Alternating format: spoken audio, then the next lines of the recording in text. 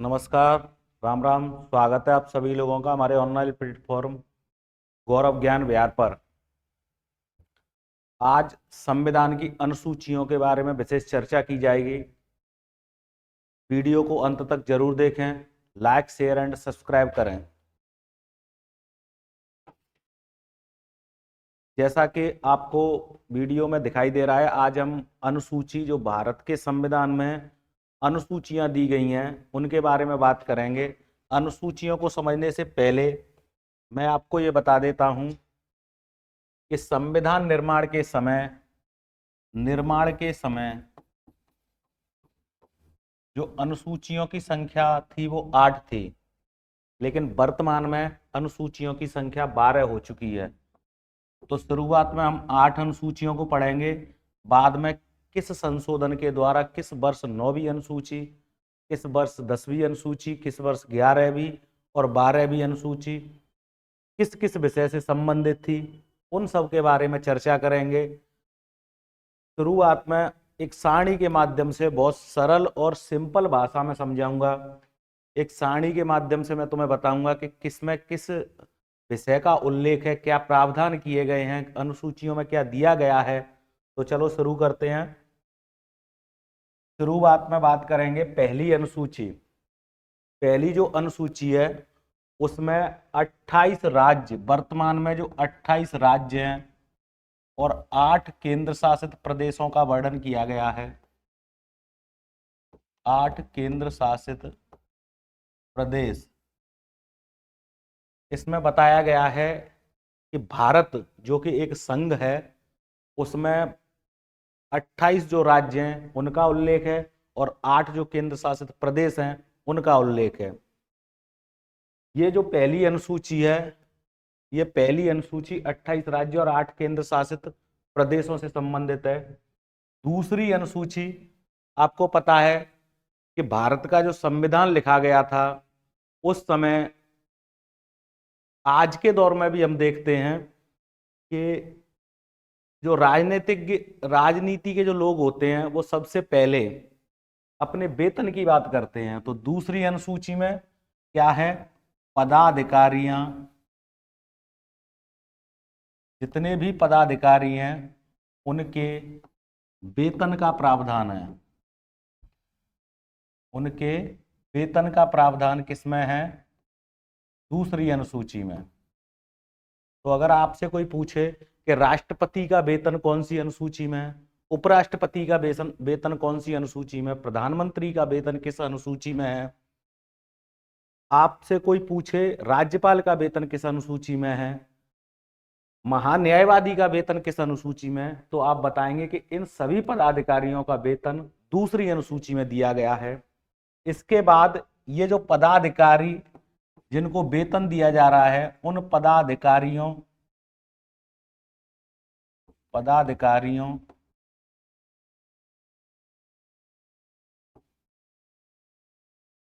की शपथ, पदाधिकारियों की शपथ का विवरण, शपथ का उल्लेख कि किस प्रकार ये शपथ लेते हैं, किस विषय पर शपथ लेते हैं, इस सब का प्रावधान तीसरी अनुसूची में किया गया है।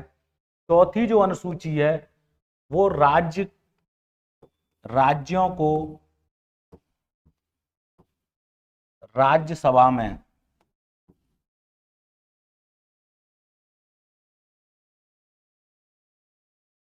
सीटों का आवंटन किया गया है। राज्यों को राज्यसभा में सीटों का आवंटन किया गया है कि किस राज्य के लिए कितनी सीटें अलॉट की गई हैं राज्यसभा में, उसका उल्लेख, उसका प्रावधान हमें चौथी अनुसूची में देखने को मिलता है।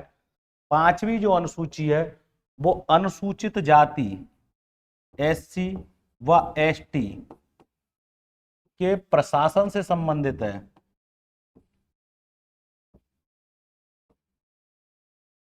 पहली अनुसूची 28 राज्य 8 केंद्र शासित प्रदेश, पदाधिकारियों का वेतन दूसरी अनुसूची में, शपथ तीसरी अनुसूची में, चौथी अनुसूची में राज्यसभा में सीटों का आवंटन प्रत्येक राज्य के लिए, पांचवी में SC व ST के प्रशासन से संबंधित है। छठवीं जो अनुसूची है उसमें असम, मेघालय, त्रिपुरा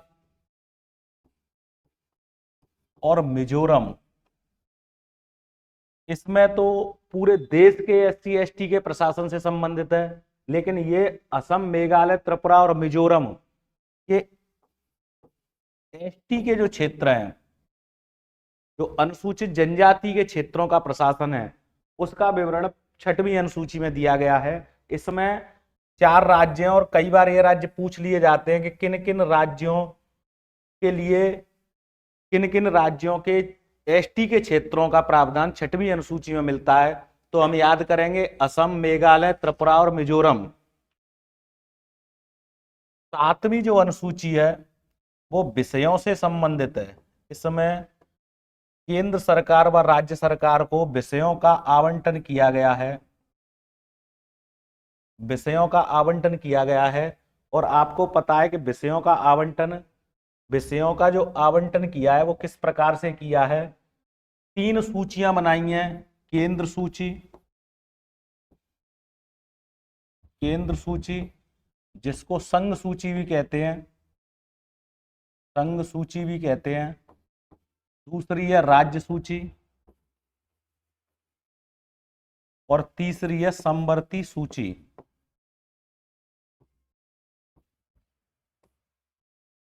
जितने भी विषय हैं उनको 3 सूचियों में वर्णित कर दिया गया है, 3 सूचियों में डिवाइड कर दिया गया है। और 3 जो सूचियां हैं तो उनकी, उनमें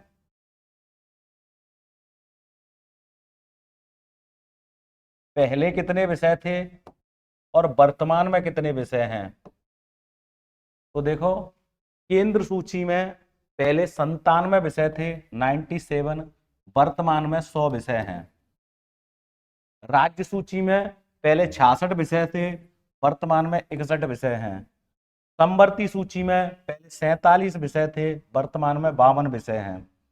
तो 7वीं जो अनुसूची है उसमें विषयों का आवंटन किया गया है और यह बताया गया है कि संघ सूची या केंद्र सूची 97 विषयों पर पहले नियम बना सकती थी, कानून बना सकती थी और उनसे कर वसूल कर सकती थी।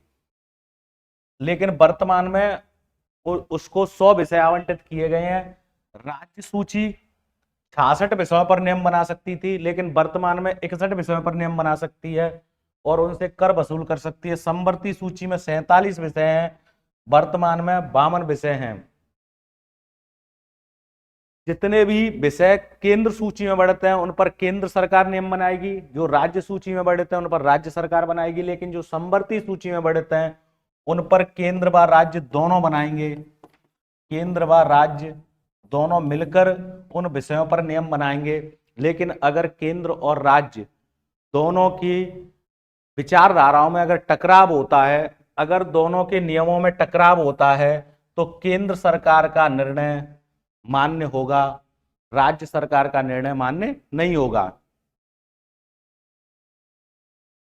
इसमें अगला देखते हैं, जो 8वीं अनुसूची है वो भाषा से संबंधित है। भाषाओं का विवरण, भाषाओं का विवरण कौन सी अनुसूची में? 8वीं अनुसूची में। पहले 14 भाषाएं थी, जब संविधान का निर्माण हुआ था, संविधान के निर्माण के बाद इसमें 14 भाषाएं थी। लेकिन वर्तमान में भाषाएं 22 हो चुकी हैं। और कैसे कैसे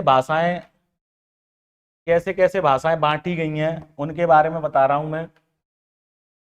15वीं भाषा के रूप में सिंधी को जोड़ा गया और ये कब जोड़ा गया था? 21वें संविधान संशोधन 1967 के द्वारा। तो ये 15वीं भाषा हो गई। 14 भाषाएं थी, वर्तमान में 22 भाषाएं हैं। 14 के बाद 15वीं भाषा के रूप में सिंधी को जोड़ा गया। कब जोड़ा गया?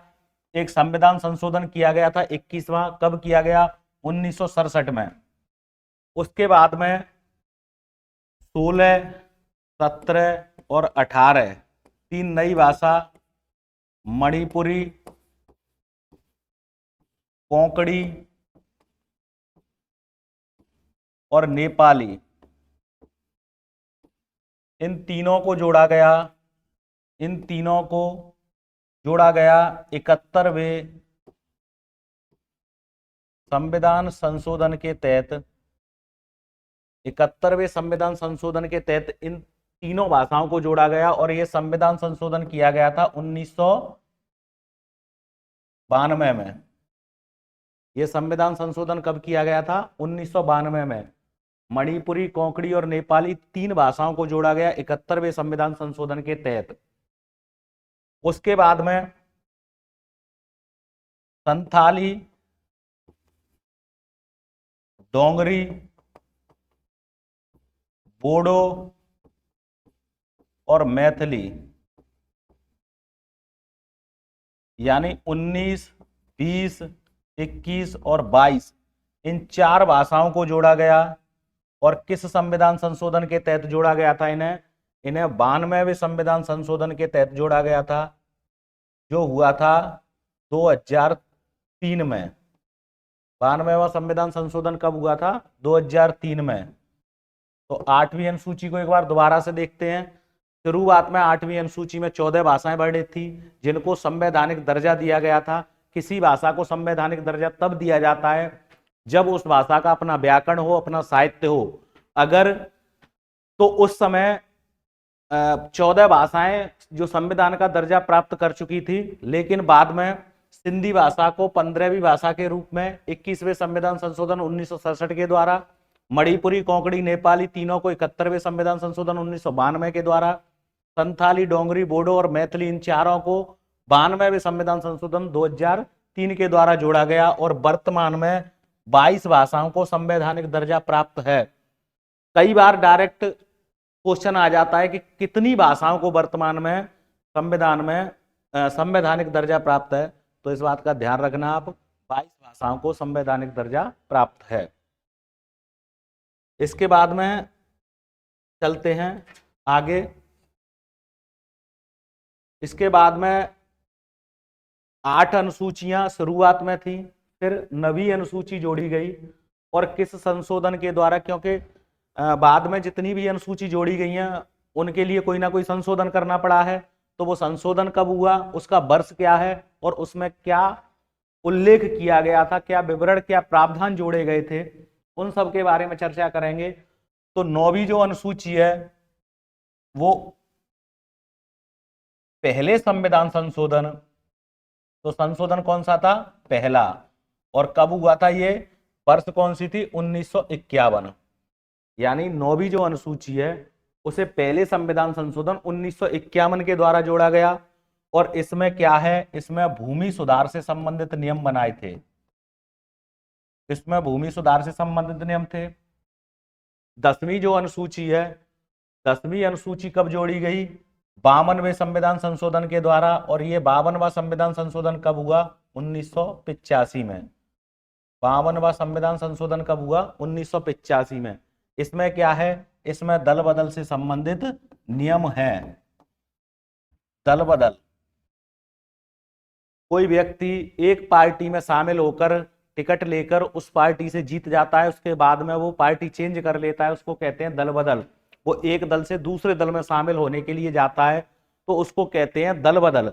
अगर वो दल बदल करता है तो उसके लिए कुछ नियम, कुछ प्रावधान किए गए थे जो 52वें संविधान संशोधन 1985 के द्वारा जोड़े गए और 10वीं अनुसूची को जोड़ा गया। इसमें दल बदल से संबंधित नियमों पर मैं बताऊंगा थोड़ा सा, कि अगर इसमें से 1/3 सदस्य, दल बदल से संबंधित नियमों में क्या बनाया था कि यदि जीते हुए जो जितने भी सदस्य हैं उनमें से 1/3 सदस्य नई पार्टी का गठन कर सकते हैं, लेकिन अगर दल बदल कर वो दूसरी पार्टी में जाना चाहते हैं तो 2/3 सदस्य होने चाहिए, तब वो दूसरी पार्टी में शामिल हो सकते हैं। ऐसे दल बदल से संबंधित प्रावधान बनाए गए थे। 11वीं अनुसूची जोड़ी गई थी 73वें संविधान संशोधन के द्वारा। 73वां संविधान संशोधन कब हुआ था? 1992 में। 73वां संविधान संशोधन 1992 में हुआ। और ये किससे संबंधित है? ये तीसरे स्तर की जो सरकार है उसमें ग्रामीण निकाय से संबंधित है। और इसमें 29 विषयों का आवंटन किया गया।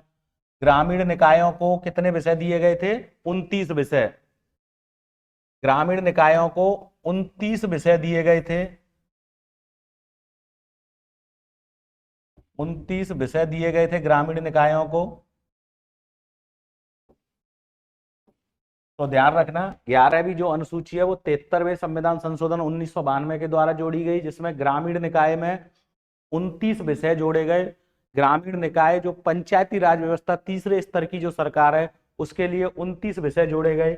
12वीं जो अनुसूची है वो 74वें संविधान संशोधन के द्वारा जोड़ी गई और ये 1992 कई जगह पर 93 होता है, तो इसको अक्सर 1992 93 में जो संशोधन हुआ था इसमें ये शहरी निकाय से संबंधित है, ये शहरी निकाय से संबंधित है और इसमें 18 विषय जोड़े गए थे।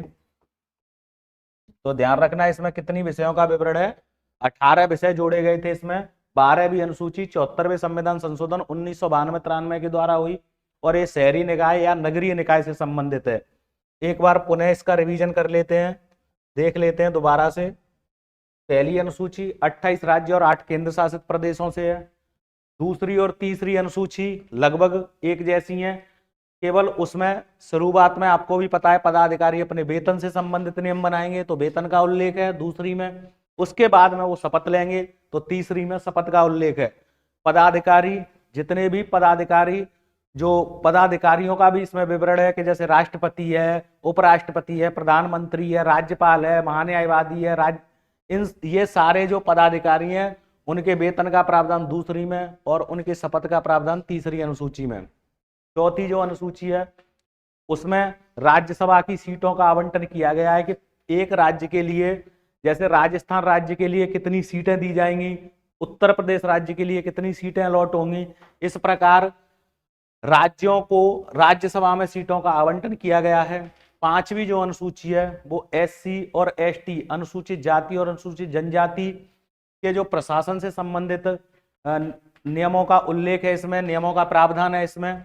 6वीं जो अनुसूची है वो असम, मेघालय, त्रिपुरा, मिजोरम के ST के जो अनुसूचित जाति, इसमें तो SC व ST दोनों हैं। देखो ये अलग है, ये दोनों लगभग एक जैसे हैं, ये थोड़ा सा अलग है और ये दोनों लगभग एक जैसे हैं।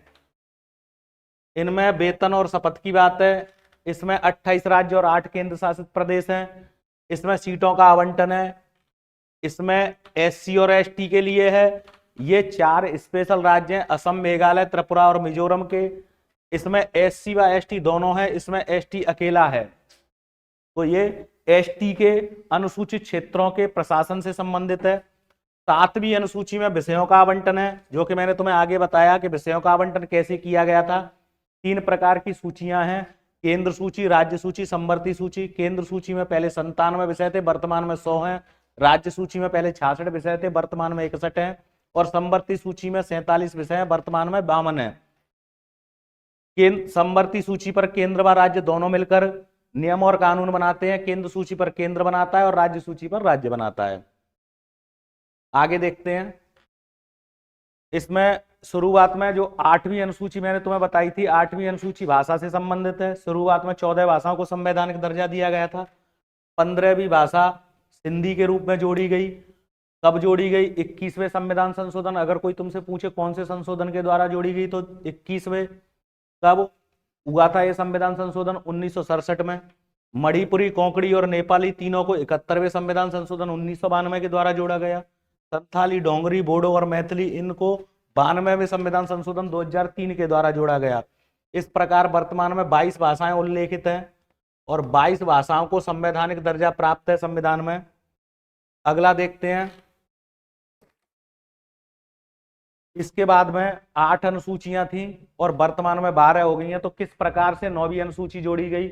9वीं अनुसूची है उस पहले संविधान संशोधन के द्वारा, वर्ष था 1951 और इसमें विवरण दिया है भूमि सुधार से संबंधित नियम है। 10वीं अनुसूची है 52वें संविधान संशोधन 1985 के द्वारा, इसमें दल बदल से संबंधित नियम है। 11वीं अनुसूची है 73वें संविधान संशोधन के द्वारा, ग्रामीण निकाय से संबंधित 29 विषय दिए गए हैं। और 12वीं जो अनुसूची है वो 74वें संविधान संशोधन 92-93 के द्वारा, इसमें शहरी निकाय या नगरीय निकाय से संबंधित है और इसमें 18 विषयों का प्रावधान है। ऐसे ही महत्वपूर्ण वीडियो को देखने के लिए हमारे चैनल को लाइक, शेयर और सब्सक्राइब करें। धन्यवाद।